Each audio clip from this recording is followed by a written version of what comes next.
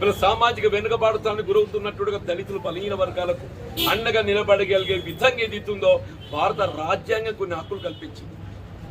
ఆ హక్కులను అమలు చేయబడే విధంగా కాంగ్రెస్ పార్టీ ఏదైతుందో ఆ పాటలో నచ్చి బాబాసాహెబ్ అంబేద్కర్ చూపిన పాటలో కాంగ్రెస్ పార్టీ నచ్చింది చెప్పండి.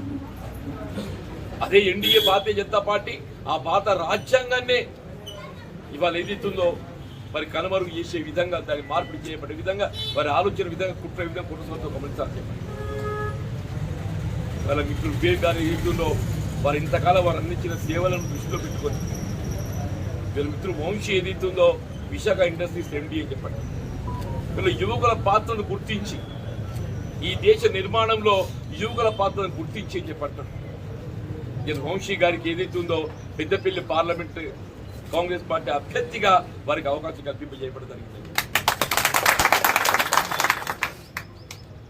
ఇవాళ వంశీ గారి యొక్క విజయం ఇవాళ ఏదైతుందో ఈ దేశ నిర్మాణానికి అది తోడ్పడే ఒక విజయం అని చెప్పి ఈ దేశ నిర్మాణానికి తోడ్పడే విజయం అని చెప్పండి.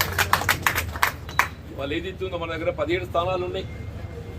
ఈ 17 స్థానాలలో 10 గెలవగల విశ్వాసం ఉంది. 17 కాదు ఓటేంటి అటు అయినా కానీ ఓటేంటి అటు ఇటు అయినా కానీ 14, 15 అయితే ఖచ్చితంగా.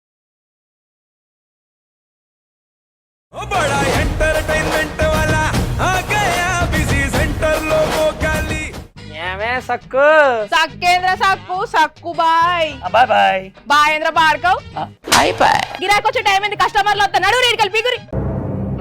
కస్టమర్లు వస్తున్నారు కదా మాత్రం పొగరు ఉంటది మరి. తగ్గించేద్దాం పొగర్ని. డబ్బులు కట్టేస్తావేంటి కొంప తీసి? లేదు కస్టమర్లు ఆపేద్దాం. పదా మరి మన బిజినెస్ స్టార్ట్ చేద్దాం.